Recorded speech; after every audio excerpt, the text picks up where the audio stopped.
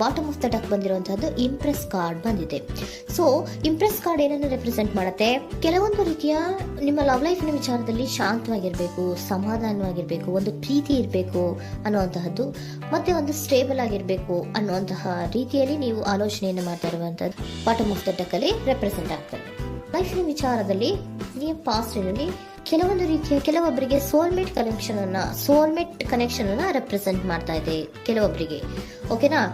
ನಿಮ್ಮ ಪ್ರೀತಿಯಲ್ಲಿ ಒಂದು ರೀತಿಯ ಬಾಂಡೇಜ್ ಇರುವಂತಹದ್ದು ರೆಪ್ರೆಸೆಂಟ್ ಆಗ್ತಾ ಇದೆ. ಹಾರ್ಮೋನಿಗಳು ಇರುವಂತಹದ್ದು ರೆಪ್ರೆಸೆಂಟ್ ಆಗ್ತದೆ ಕೆಲವೊಬ್ಬರಿಗೆ. ಓಕೆನಾ? ಮತ್ತೆ ಕೆಲವೊಬ್ಬರಿಗೆ ನಿಮ್ಮ ಲವ್ ಲೈಫ್ ನ ವಿಚಾರದಲ್ಲಿ ಥರ್ಡ್ ಪಾರ್ಟಿ ಸಿಚುಯೇಷನ್ ಅನ್ನ ರೆಪ್ರೆಸೆಂಟ್ ಆಗ್ತಾ ಇದೆ. ಓಕೆನಾ? ಥರ್ಡ್ ಪಾರ್ಟಿ ಸಿಚುಯೇಷನ್ಸ್ ಅನ್ನ ರೆಪ್ರೆಸೆಂಟ್ ಮಾಡ್ತದೆ ನಿಯರ್ ಪಾಸ್ಟಿನಲ್ಲಿ ನಿಮಗೆ. ನೆಕ್ಸ್ಟ್ ಕಾರ್ಡ್ ಬಂದಿರುವಂತಹದ್ದು ಪೇಜ್ ಆಫ್ ಸೋರ್ಟ್ಸ್ ಬಂದಿದೆ. ಥರ್ಡ್ ಕಾರ್ಡ್ ಬಂದಿರುವಂತಹದ್ದು ಯಾವುದು? ನಿಮಗೆ ಪೇಜ್ ಆಫ್ ಸೋರ್ಟ್ಸ್ ಬಂದಿದೆ. ಸೊ ಕ್ಯೂರಿಯಾಸಿಟಿ ಇದ್ದಂತಹ, ನಿಮ್ಮ ಲವ್ ಲೈಫಿನ ವಿಚಾರದಲ್ಲಿ ಒಂದು ಕ್ಯೂರಿಯಾಸಿಟಿ ಇದ್ದಂತಹ, ಒಂದು ರೀತಿಯ ಬಾಂಡೇಜ್ ಇದ್ದಂತಹ, ಸ್ವಲ್ಪ ನೀವು ಮಾತಾಡಿರುವಂತಹ ಸಾಧ್ಯತೆಗಳು ರೀಸೆಂಟ್ ಪಾಸ್ಟ್ ನಲ್ಲಿ ರೆಪ್ರೆಸೆಂಟ್ ಆಗ್ತಾ ಇದೆ. ಸೊ ನಿಮ್ಮ ಲವ್ ಲೈಫಿನ ವಿಚಾರವಾಗಿ ಒಂದು ರೀತಿಯ ಬಾಂಡೇಜ್ ಇರುವಂತಹದ್ದು, ನೀವು ಕೆಲವೊಬ್ಬರಿಗೆ ಥರ್ಡ್ ಪಾರ್ಟಿ ಸಿಚುಯೇಷನ್ ಮತ್ತೆ ಕೆಲವೊಬ್ಬರಿಗೆ ಸೋಲ್ಮೇಟ್ ಕನೆಕ್ಷನ್ ಅನ್ನ ರೆಪ್ರೆಸೆಂಟ್ ಮಾಡ್ತಾ ಇದೆ. ಮತ್ತೆ ನಿಮ್ಮ ಲವ್ ಲೈಫಿನ ವಿಚಾರದಲ್ಲಿ ನೀವು ಮಾತಾಡಿರುವಂತಹದ್ದು ಕೂಡ ಕೆಲವೊಂದು ರೀತಿಯ ಮಾತುಕತೆಗಳು ಆಡಿರುವಂತಹದ್ದು, ಹೊಸ ಐಡಿಯಾಗಳನ್ನ ಮಾಡಿರುವಂತಹದ್ದು ಇಲ್ಲಿ ರೆಪ್ರೆಸೆಂಟ್ ಆಗ್ತದೆ. ಮೇ ಬಿ ನೀವು ಫ್ರೆಂಡ್ಸ್ಗಳ ಮೂಲಕ ನೀವು ನಿಮ್ಮ ಪರ್ಸನ್ ಅನ್ನ ಭೇಟಿಯಾಗಿರಬಹುದು. ಯಾವುದೋ ಕೆಲವೊಂದು ಫಂಕ್ಷನ್ ಗಳಲ್ಲಿ ನೀವು ನಿಮ್ಮ ಪರ್ಸನ್ ಅನ್ನ ಭೇಟಿಯಾಗಿರುವಂತಹ ಸಾಧ್ಯತೆಗಳು ಇದೆ ಅನ್ನೋದನ್ನ ನಿಮ್ಮ ಪಾಸ್ಟಿನಲ್ಲಿ ರೆಪ್ರೆಸೆಂಟ್ ಮಾಡ್ತಾ ಇದೆ. ನೆಕ್ಸ್ಟ್, ಅಟ್ ಪ್ರೆಸೆಂಟ್ ನಲ್ಲಿ ಯಾಕೋ ನಿಮ್ಮ ಲವ್ ಲೈಫಿನ ವಿಚಾರದಲ್ಲಿ ಫೀಲಿಂಗ್ ಲೆಫ್ಟ್ ಔಟ್ ಆಗಿರುವಂತಹ ಸಾಧ್ಯತೆಗಳು ರೆಪ್ರೆಸೆಂಟ್ ಆಗ್ತಾ ಇದೆ. ಅಟ್ ಪ್ರೆಸೆಂಟ್ ನಲ್ಲಿ ಯಾಕೋ ಕೆಲವೊಂದು ರೀತಿಯ ಚಿಂತೆಗಳಿರುವಂತಹದ್ದು, ವರೀಸ್ಗಳಿರುವಂತಹದ್ದು, ಬೇಜಾರಿನಲ್ಲಿ ನಿಮ್ಮ ಲವ್ ಲೈಫಿನ ವಿಚಾರದಲ್ಲಿ ಇರುವಂತಹದ್ದು ರೆಪ್ರೆಸೆಂಟ್ ಆಗ್ತಾ ಇದೆ. ಯಾಕೆ ಅಂದ್ರೆ ನಿಮ್ಮ ಲವ್ ಲೈಫಿನ ವಿಚಾರವಾಗಿ ಕೆಲವೊಂದು ರೀತಿಯ ಬದಲಾವಣೆಗಳಾಗ್ತಾ ಇರುವಂತಹದ್ದು ರೆಪ್ರೆಸೆಂಟ್ ಆಗ್ತಾ ಇದೆ. ಯಾಕೋ ಕೆಲವೊಂದು ಚೇಂಜಸ್ಗಳಾಗ್ತಾ ಇರೋದ್ರಿಂದ ನೀವು ಬೇಜಾರಿನಲ್ಲಿ ಇರುವಂತಹದ್ದು, ನಿಮ್ಮ ಲವ್ ಲೈಫಿನ ವಿಚಾರವಾಗಿ ಯಾಕೋ ಪರಿಸ್ಥಿತಿಗಳು ಅಷ್ಟು ಚೆನ್ನಾಗಿಲ್ಲದೆ ಇರುವಂತಹದ್ದು ರೆಪ್ರೆಸೆಂಟ್ ಆಗ್ತಾ ಇದೆ. ಯಾಕೋ ಕೆಲವು ಬದಲಾವಣೆಗಳು, ಚೇಂಜಸ್ಗಳು ಆವಾಗಿಂದ ಆವಾಗಲೇ ಆಗ್ತಾ ಇರುವಂತಹದ್ರಿಂದ ನಿಮಗೆ ಬೇಜಾರಾಗಿರುವಂತಹದ್ದು ರೆಪ್ರೆಸೆಂಟ್ ಆಗ್ತಾ ಇರೋದು. ಮತ್ತೆ ಥರ್ಡ್ ಕಾರ್ಡ್ ಬಂದಿರುವಂತಹದ್ದು ಕ್ವೀನ್ ಆಫ್ ವ್ಯಾಂಡ್ಸ್ ಬಂದಿದೆ. ಸೊ ಕ್ವೀನ್ ಆಫ್ ವ್ಯಾಂಡ್ಸ್ ಏನಕ್ಕೆ ನಿಮಗೆ ಪದೇ ಪದೇ ಚೇಂಜಸ್ಗಳಾಗ್ತಾ ಇದೆ? ಆ ಚೇಂಜಸ್ಗಳಿಂದ ಯಾಕೋ ಕೆಲವೊಂದು ರೀತಿಯ ವೇರಿಯೇಷನ್ಗಳು ಆಗ್ತಾನೆ ಇರೋದ್ರಿಂದ ನಿಮಗೆ ಬೇಜಾರಾಗ್ತಾ ಇದೆ. ಸೊ ಅದಕ್ಕೋಸ್ಕರ ನೀವೇನ್ ಮಾಡ್ತೀರಾ? ಬಹಳ ಧೈರ್ಯವಾಗಿ ಕೆಲವೊಂದು ನಿರ್ಣಯಗಳನ್ನ ಮಾಡುವಂತಹ ಸಾಧ್ಯತೆಗಳು ಅಟ್ ಪ್ರೆಸೆಂಟ್ ನಲ್ಲಿ ರೆಪ್ರೆಸೆಂಟ್ ಆಗ್ತಾ ಇದೆ. ಬಹಳಷ್ಟು ಧೈರ್ಯದಿಂದ ಇಂಡಿಪೆಂಡೆಂಟ್ ಆಗಿ ಕೆಲವೊಂದು ನಿರ್ಣಯಗಳನ್ನ ಮಾಡಬೇಕು ಅನ್ನುವಂತಹ ಆಲೋಚನೆಗಳನ್ನ ಮಾಡ್ತಾ ಇರುವಂತಹದ್ದು ರೆಪ್ರೆಸೆಂಟ್ ಆಗ್ತಾ ಇದೆ. ಯಾಕೆ ಅಂದ್ರೆ ಆವಾಗಿನವಾಗೆ ನಿಮ್ಮ ಲವ್ ಲೈಫಿನ ವಿಚಾರದಲ್ಲಿ ತುಂಬಾ ಏರುಪೇರುಗಳಾಗ್ತಾ ಇರೋದ್ರಿಂದ ಆ ವಿಚಾರದಲ್ಲಿ ಸ್ವಲ್ಪ ಬೇಜಾರುಗಳು ಇರುವಂತಹದ್ದು ರೆಪ್ರೆಸೆಂಟ್ ಆಗ್ತದೆ. ಇನ್ ಇಮಿಡಿಯೇಟ್ ಫ್ಯೂಚರಿನಲ್ಲಿ ಯಾಕೋ ನೀವು ಕೆಲವೊಂದು ವಿಚಾರಗಳಲ್ಲಿ ನೋಡಿ ಆತಂಕ ಪಡ್ತಾ ಇರುವಂತಹ, ಎಗೇನ್ ಬೇಜಾರನ್ನ ಪಡ್ತಾ ಇರುವಂತಹದ್ದು, ನಿದ್ರಾಹೀನತೆಯನ್ನ ಮಾಡ್ಕೋತಾ ಇರುವಂತಹದ್ದು, ಸ್ಟ್ರೆಸ್ಸಿನಲ್ಲಿ ಇರುವಂತಹದ್ದು ರೆಪ್ರೆಸೆಂಟ್ ಆಗ್ತಾ ಇದೆ. ಕೆಲವೊಂದು ನಿರ್ಣಯಗಳನ್ನು ತಗೊಳ್ಳುವಂತಹ ಸ್ಟ್ರೆಸ್ಗಳಲ್ಲಿ ಇರುವಂತಹದ್ದು ಕೆಲವೊಬ್ಬರಿಗೆ ಯಾಕೋ ಇಮಿಡಿಯೇಟ್ ಫ್ಯೂಚರ್ ನಲ್ಲಿ ಕೂಡ ರೆಪ್ರೆಸೆಂಟ್ ಆಗ್ತಾ ಇದೆ. ಆದ್ರೆ ಫ್ಯೂಚರ್ ನಲ್ಲಿ ನೀವು ಏನ್ ಮಾಡ್ಬೇಕಾಗಿತ್ತು? ಸೊ ಕ್ವಿಕ್ ಥಿಂಕಿಂಗ್ ಅನ್ನ ಮಾಡ್ಬೇಕಾಗಿತ್ತು. ಕೆಲವು ವಿಚಾರಗಳ ಬಗ್ಗೆ ನೀವು ಫೋಕಸ್ ಅನ್ನ ಮಾಡ್ಬೇಕಾಗಿತ್ತು.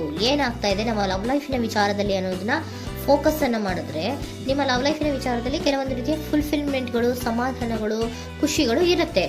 ಯಾವಾಗ ನೀವು ಫೋಕಸ್ ಅನ್ನ ಮಾಡೋದಿಲ್ವೋ ಆಗ ನಿಮ್ಗೆ ಮತ್ತಷ್ಟು ಆತಂಕಗಳು, ಬೇಜಾರುಗಳು ಆಗುವಂತ ಸಾಧ್ಯತೆಗಳು ಇದೆ.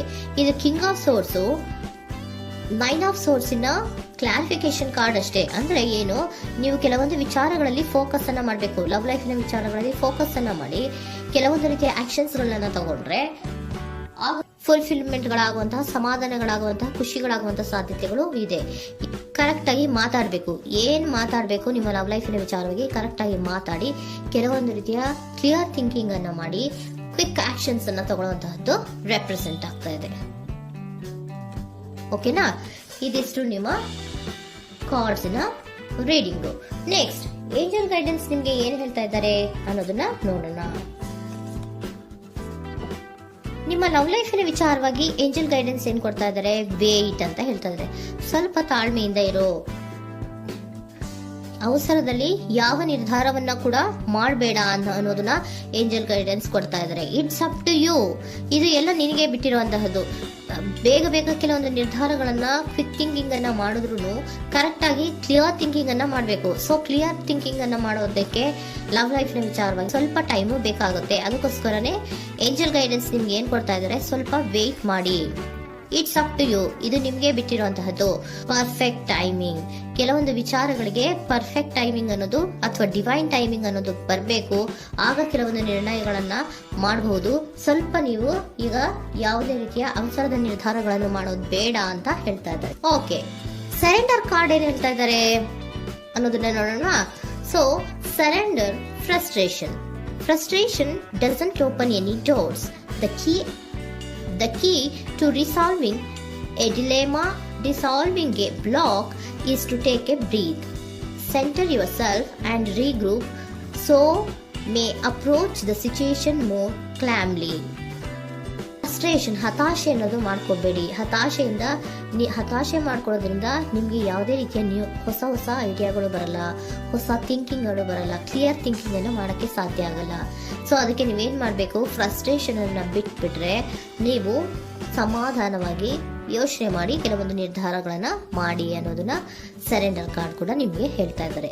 ಸೊ ನಿಮ್ಮ ಲವ್ ಲೈಫಿನ ವಿಚಾರದಲ್ಲಿ ಈಗ ಸ್ವಲ್ಪ ನಿಮಗೆ ಬೇಜಾರುಗಳಿರುವಂತಹದ್ದು, ಕೆಲವೊಂದು ಬದಲಾವಣೆಗಳು, ವೇರಿಯೇಷನ್ಗಳು ಆಗ್ತಾ ಇರುವಂತದ್ದು ರೆಪ್ರೆಸೆಂಟ್ ಆಗ್ತಾ ಇದೆ. ಸೊ ನಿಮ್ಮ ಲವ್ ಲೈಫಿನ ವಿಚಾರಕ್ಕೆ ಫ್ಯೂಚರಿನಲ್ಲಿ ಕೆಲವೊಂದು ಆಕ್ಷನ್ಸ್ ಅನ್ನ ತಗೋಬೇಕಾದ್ರೆ ಸ್ವಲ್ಪ ವೇಟ್ ಮಾಡಬೇಕು, ಕ್ಲಿಯರ್ ಆಗಿ ಥಿಂಕ್ ಮಾಡಬೇಕು, ಅದರಲ್ಲಿ ಆಕ್ಷನ್ಸ್ ಅನ್ನ ತಗೋಬೇಕು ಅನ್ನೋದನ್ನ ಹೇಳ್ತಾ ಇದ್ದಾರೆ. ಓಕೆನಾ? ಆಗ ಮಾತ್ರ ನಿಮ್ಗೆ ನಿಮ್ಮ ಎನರ್ಜಿಯಲ್ಲಿ ಏನ್ ಶಾಂತತೆ ಬರಬೇಕು ಅಂತ ಹೇಳ್ತೀರಲ್ಲ, ಆ ಶಾಂತತೆ ಏನ್ ಬರಬೇಕು, ಲವ್ ಲೈಫಿನ ವಿಚಾರವಾಗಿ ಶಾಂತತೆ ಯಾವಾಗ ಬರುತ್ತೆ ಅಂದ್ರೆ ನೀವು ಕ್ಲಿಯರ್ ಥಿಂಕಿಂಗ್ ಅನ್ನ ಮಾಡಿದಾಗ ಮಾತ್ರ ಬರುವಂತಹದ್ದು ಅನ್ನೋದು ಕಾರ್ಡ್ಸ್ ನಲ್ಲಿ ರೆಪ್ರೆಸೆಂಟ್ ಆಗ್ತದೆ.